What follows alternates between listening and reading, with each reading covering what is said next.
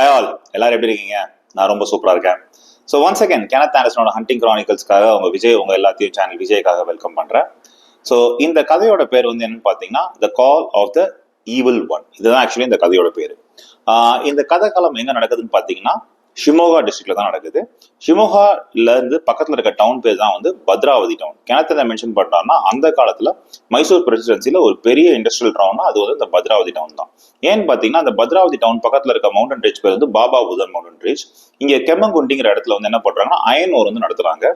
So அந்த மவுண்டன்ல இருந்து அந்த அயன் ஓரை வெட்டி கீழே இருக்க டவுனுக்கு வந்து ஒரு ட்ராலி சிஸ்டம் மூலமா அனுப்புவானுங்களாம் அந்த காலகட்டத்திலேயே.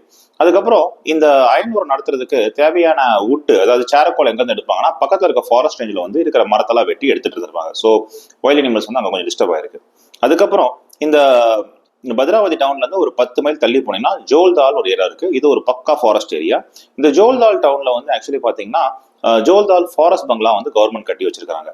ஜோல்தால் ஃபாரஸ்ட் பங்களால இருந்து அடுத்து ஒரு 10 மைல் தள்ளி போனீங்க அப்படின்னு பாத்தீங்கன்னா குஞ்சூர் ஃபாரஸ்ட் பங்களா. இந்த குஞ்சூர் ஃபாரஸ்ட் பங்களால ஒரு கேரக்டர் இருந்திருக்கான். அவன் பேர் வந்து அனந்த் சுவாமி. கிணத்து வந்து பல காலகட்டங்களில் வந்து இங்க தங்கி அந்த ஹண்டிங்ல பண்ணியிருக்கிறாரு. அந்த அனந்த் சுவாமிக்கு ஒரே ஒரு பொண்ணு. அவ 12 வயசா இருக்கும்போது கிணத்து இடத்துல விசிட் பண்ணியிருக்கிறாரு. ஸோ கிணத்துக்கு டீ போட்டு தருவாளாம். அப்புறம் கிணத்தோட கன்னை வந்து தொட்டு தொட்டு பார்ப்பாலாம். ஸோ கிணத்து வந்து அந்த கன்னை பிரிச்சு அவள்கிட்ட காட்டுவாராம் எப்படி இருக்குன்னு சொல்லிட்டு. ஸோ அனந்த் சுவாமிக்கு வந்து ஒரு பொண்ணுனா ரொம்ப உயிர். அப்படியே 5 வருஷம் போகுது. அந்த பொண்ணுக்கு 17 வயசு ஆகுது. அவளுக்கு ஒரு நல்ல மாப்பிள்ளையை பார்த்துருக்காரு பக்கத்து டவுன்ல. மாப்பிள்ளை வீட்டுல எல்லாம் பேசிட்டு வந்திருக்காரு. இவரும் இந்த பொண்ணு தான் ரொம்ப காலகட்டமா அங்க இருந்திருக்காங்க. அவங்க ஒய்ஃப் இறந்து போயிட்டாங்க. ஒரு பொண்ணுனா இவருக்கு ரொம்ப ரொம்ப உயிர். ஸோ ஒரு நாள் என்ன பண்ணியிருக்காரு, இவர் கிச்சன்ல சமைச்சிட்டு இருக்கும்போது அந்த பங்களா ஃபாரஸ்ட் பங்களா பக்கத்துலேயே வந்து ஒரு லேக் இருந்திருக்கு. அந்த லேக்ல போய் இந்த பொண்ணு தண்ணி எடுக்க போயிருக்கா. டக்குன்னு வந்து ஒரு டைகர் அந்த பொண்ணை பிடிச்சிருச்சு. இதை பார்த்த அனந்த் சுவாமி என்ன பண்ணியிருக்கான், ஒரு கோடாரி எடுத்துட்டு அந்த டைகரை துரத்திட்டே வந்திருக்கான். அந்த டைகர் வந்து அந்த பொண்ணை உயிரோட பிடிச்சி அப்படியே இழுத்துட்டு போகுது. அனந்த் சுவாமி அதை அப்படியே ஃபாலோ பண்ணிட்டே இருக்கான். அனந்த் சுவாமி அந்த டைகரை ஃபாலோ பண்ணும்போது அந்த டைகரை கத்திட்டே வந்திருக்கான், பொண்ணை விடிய பொண்ணோடன்னு. அந்த டைகரை பண்ணி பார்த்தோன்னே பயந்துருச்சு. எப்பவுமே கிணத்துல மென்ஷன் பண்ணியிருக்காருன்னா எவ்வளவு பெரிய மேனேட் இருந்தாலும் சரி, ஹியூமன்ஸை ஃபர்ஸ்ட் டக்குன்னு பார்க்கும்போது அதுல வந்து ஒரு இன்னேட் பயம் இருக்கும். அது வந்து வைல்ட் அனிமல்ஸ் கிட்ட இருக்காது. ஸோ வந்து ஹியூமன்ஸ் கிட்ட தான் அந்த பயம் இருக்கும். ஸோ அந்த பயத்துல என்ன பண்ணிருக்கு, உடனே பேஸ் பிக்கப் பண்ணிட்டு கடகடனா அந்த பொண்ணு அப்படியே கத்துறதோட அந்த பொண்ணு அந்த காட்டுக்குள்ள தூக்கிட்டு போயிடுச்சு. அதுக்கு மேல அனந்த் சுவாமியில ஃபாலோ பண்ண முடியல. அந்த பொண்ணோட டெட் பாடி கூட கிடைக்கவே இல்லை. ஸோ இது அகெயின் ஃபோனு, டெலிகிராம் இதெல்லாம் இல்லாத காலகட்டங்கள் நான் சொன்னாலும் நிறைய இடத்துல இதெல்லாம் கிடையாது. ஸோ இவனால வந்து கிணத்துக்கு கம்யூனிகேஷன் கொடுக்க முடியல. ஸோ திருப்பி சில வெள்ளக்காரங்க வந்து அந்த இடத்துக்கு வந்துருக்காங்க. அப்போ இவங்க கதையை சொல்லி அழுதுருக்கிறான். இது அப்படியே பார்ட்டி விஷயமா போய் போய் போய் பெங்களூர்ல ஒரு பார்ட்டி நடக்கும்போது இந்த மேட்டர் வந்து கிணத்துக்கு தெரிய வந்திருக்கு. கிணத்துக்கு தெரிஞ்சோன்னா ரொம்ப டிஸ்டர்ப் ஆயிட்டாரு. இந்த பொண்ணு இறந்ததுக்கு அப்புறம் பாத்தீங்கன்னா அந்த டைகர் வந்து ஒரு முஸ்லீம் பையன், ஒரு ஃபிஷர்மேன் முஸ்லீம் பையனை வந்து ஜோல்தால்ல கொண்டிருக்கு. அவன் வந்து ஃபிஷ் பண்ண போயிட்டு திருப்பி வீடு திரும்பாததெல்லாம் நான் போய் பார்த்துருக்காங்க. அவன் போட் மட்டும் இருந்திருக்கு, பட் அவன் ஆளை எங்கேயும் காணும். அப்புறம் பார்த்தா அந்த ரிவர் பேங்க்ல பாத்தீங்கன்னா டைகரோட பக்மார்க்ஸ் இருந்திருக்கு. பிளஸ் வந்து இவனை இழுத்துட்டு போன ட்ரையல்ஸ் இருந்திருக்கு. ஸோ இதை பார்த்து அவங்க எல்லாரும் ஒரு முடிவுக்கு வந்துட்டாங்க, அந்த பையன் இறந்துட்டான் அப்படின்னு சொல்லிட்டு. அகைன் அவன் டெட் பாடியும் கிடைக்கல. அதுக்கப்புறம் ஜோல்தால்ல வந்து ஒரு பைத்தியக்காரன் வந்து அந்த ஊர்ல சுத்திட்டு இருக்கான். வழக்கமா அந்த காலகட்டத்தில் பாத்தீங்கன்னா நிறைய பைத்தியக்காரங்க ஊர் சுத்திட்டு இருப்பாங்க. அது இருக்க திண்ணையில படுத்துட்டு அப்படியே அவங்க காலத்து கழிச்சிட்டு இருப்பாங்க.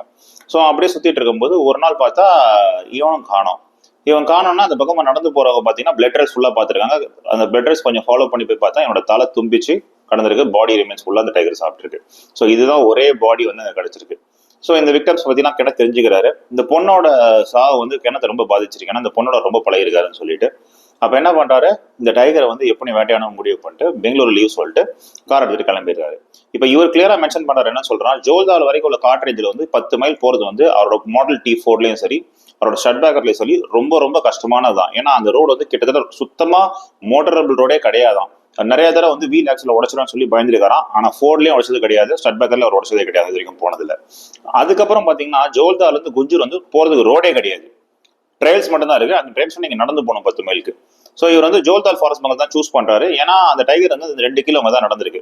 ஸோ இவர் வந்து அந்த இடத்துல போய் நின்றுட்டு ஃபாரஸ்ட் பங்கல ரிட்டையர் ஆகிட்டு அந்த டைகரை பத்தி ஸ்டடி பண்றாரு. டைகரோட பேட்டர்ன்லாம் கொஞ்சம் கொஞ்சம் பாத்துக்கிறாரு. காலையில என்ன நினைச்சான்னு தெரியல, ஒரு 5 மணி 6 மணிக்கு எதிர்த்து டைகர் கத்துறது அவர் கேட்டிருக்கு. ஸோ அது பாஸ் பண்றதுக்கு விட்டுட்டாரு. அதுக்கப்புறம் 9:30 மணிக்கு மேல வந்து அந்த டைகரோட பக்மார்க்ஸ் வந்து ஃபாலோ பண்ணிட்டே போயிருக்காரு. ஏன் காலையில 6 மணிக்கு அவர் ஃபாலோ பண்ணா, ஒன்னு லைட் பக்காவா இல்லாத நேரம் கட்டும், அதனால இன்னொன்று வந்து அதுல அந்த டைம்ல போய் அவர் ஃபாலோ பண்ணியிருந்தாருன்னா எந்த புஷ்ல இருந்தாலும் டைகர் வந்து அவர் அட்டாக் பண்ணியிருக்கலாம். ஸோ அதனாலதான் அவர் அந்த பர்டிகுலர் டைம் வந்து சூஸ் பண்ணல. ஸோ 9 மணிக்கு மேல கொஞ்சம் நல்லா வெயில் இருக்கும்போது இவருக்கும் வந்து ஐசைட் பக்காவா இருக்கும், லைட்ல அது எல்லாத்தையும் பாக்குறதுக்கு. ஸோ இனி சர்ப்ரைஸ் அட்டாக்ஸ் வந்து அவரால் தடுக்க முடியும். அந்த ரீசனால தான் அவர் வந்து காலையில் 6 மணிக்கு அந்த டைகரை ஃபாலோ பண்ணல.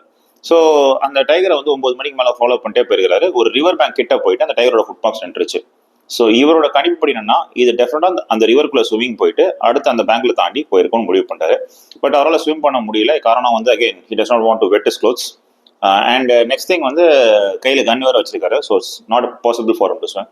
ஸோ இவர் என்ன பண்ணாரு, டீடோர் எடுத்துக்கிறாரு. அதாவது ஒரு பர்டிகுலர் ஸ்மால் உடன் பிரிட்ஜ் மாதிரி இருக்கும், அந்த இடம் வழியா நடந்து போறாரு. பார்த்தா குஞ்சூர் ஃபாரஸ்ட் பங்களா வந்திருக்காரு. கவர் பண்ண டிஸ்டன்ஸ் 10 மைல். குஞ்சூர் ஃபாரஸ்ட் பங்களாவில் வந்த உடனே ஆனந்த் சுவாமி பார்த்து வெல்கம் பண்ணி அழுகுறான் அந்த கதையெல்லாம் சொல்லி. கெனத் சொல்றாரு, எல்லாம் கேள்விப்பட்டேன்பா, உன் பொண்ணு இறந்ததை நான் கேள்விப்பட்டேன், அதுக்காக தான் அந்த டைகரை நான் வேட்டையாடி வந்திருக்கிறேன். ஸோ வில் டூ இட் அப்படின்றாரு. அப்புறம் அவர் சொல்றாரு, காலையில நான் ஜோல்தால் ஃபாரஸ்ட் பங்களாவில் இருக்கும்போது டைகர் கத்துறதை கேட்டேன், அதை ஃபாலோ பண்ணிட்டு வந்தேன், பட் எனக்கு அதுதான் மேனிட்டராங்க கரெக்டாக தெரியல அப்படின்றாரு. அப்போ அனந்த் சுவாமி சொல்றாரு, இல்ல தவிர அதுதான் மேனிட்டர். ஏன் அப்படின்னு பார்த்தீங்கன்னா எந்த டைகர் இந்த விசினிட்டியில் கிடையாது, என் பொண்ணு இறந்து 2 மாசம் ஆகுது அப்படின்றாரு. ஓகே, எனக்கு முடிவு பண்றாரு. இப்போ இந்த டைகர் எப்படி வேட்டையாடலாம் 2 பேரும் பிளான் பண்றாங்க. அப்போ இவங்க கிட்ட பேட்ச் கிடையாது. இன்னொன்னு கேனத் வந்து டைகரை ஜஸ்ட் ட்ராக் பண்ண தான் வந்துருந்திருக்காரு அந்த டைம்ல. அவரோட ஹண்டிங் எக்யூப்மெண்ட்ஸ் கண்ணை தவிர மிச்சது எல்லாத்தையும் வந்து ஃபாரஸ்ட் பங்களால விட்டுருந்தாரு. விச் மீன்ஸ் அவரோட டார்ச் லைட்டும் வந்து ஜோல்தார் ஃபாரஸ்ட் பங்களால இருக்கு.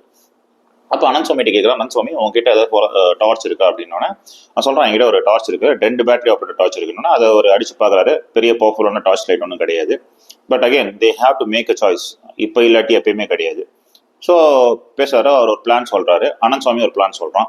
அனந்த் சுவாமி என்ன பிளான் சொல்றான்னா, தவிர நான் வந்து ஒரு வெயிட் மாதிரி போய் நின்றுக்கிறேன், என்ன அந்த டைகர் அட்ராக்ட் பண்ணும்போது நீங்க இதை சுட்டுருங்க அப்படின்றான். இதை வந்து கிணத்து வேணான்றாரு.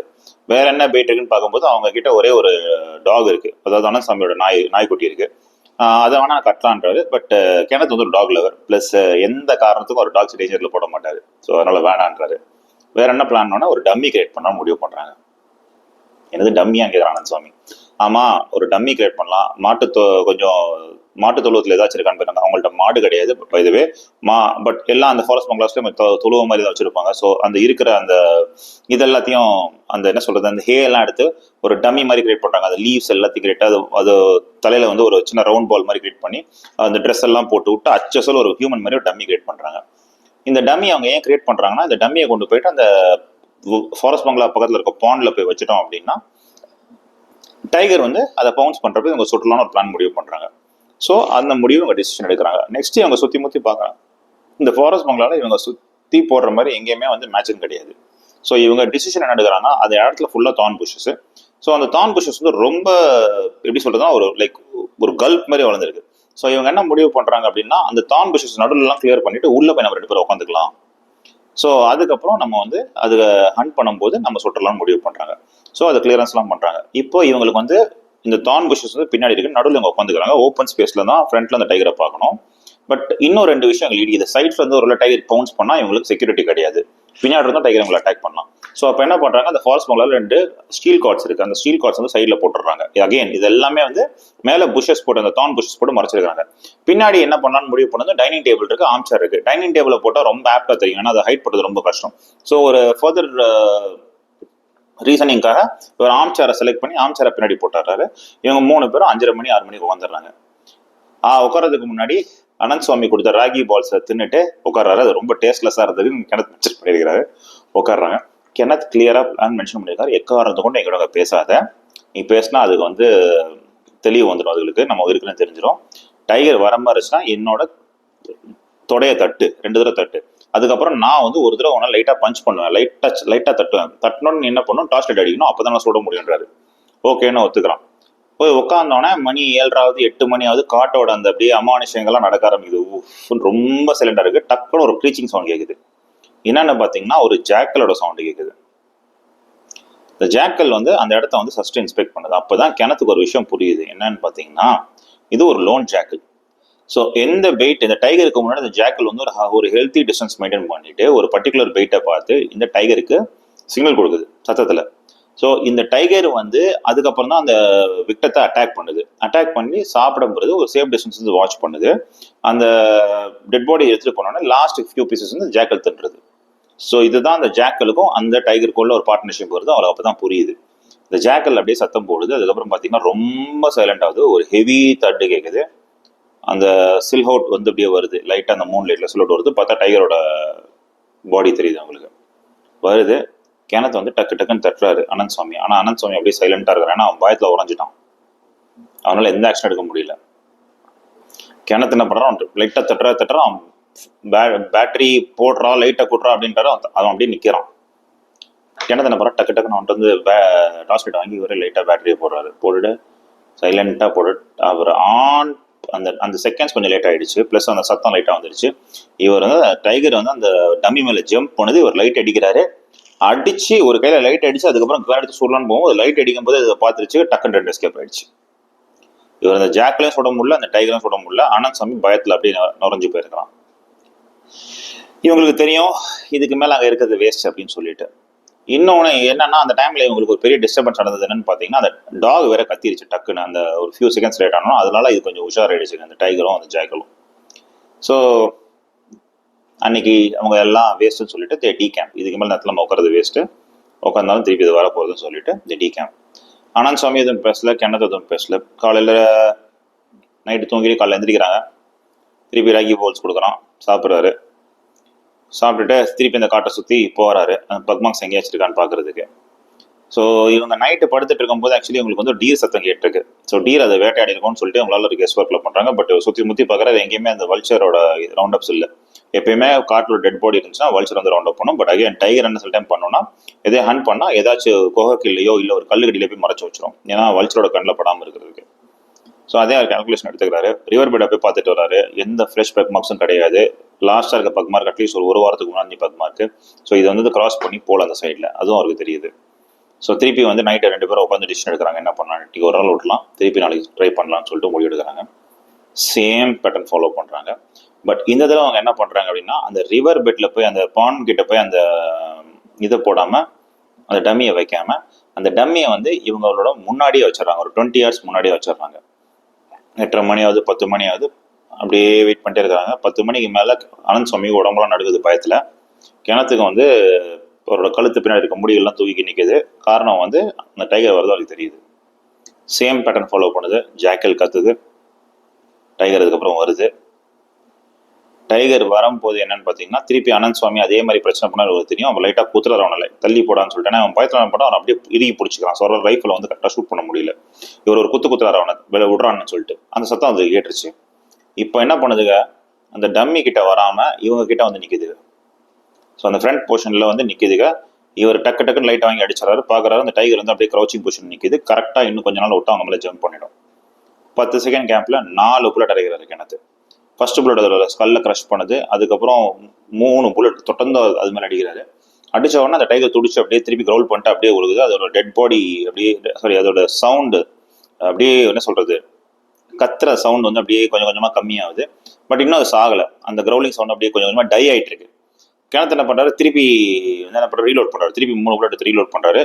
அது ரீலோட் பண்ணிட்டு திருப்பி அவரோட அந்த ஃபயரிங் பண்ணி ரெடி பண்ணி சொல்லலான்னு போகும்போது உயிர் போயிடுச்சு கொஞ்சம் கொஞ்சமாக அதோட உடம்புல இருந்து. ஆனந்த் சுவாமி பயத்தில் அப்படியே உறைஞ்சி போயிருக்கலாம், ஒன்றுமே சொல்லலை.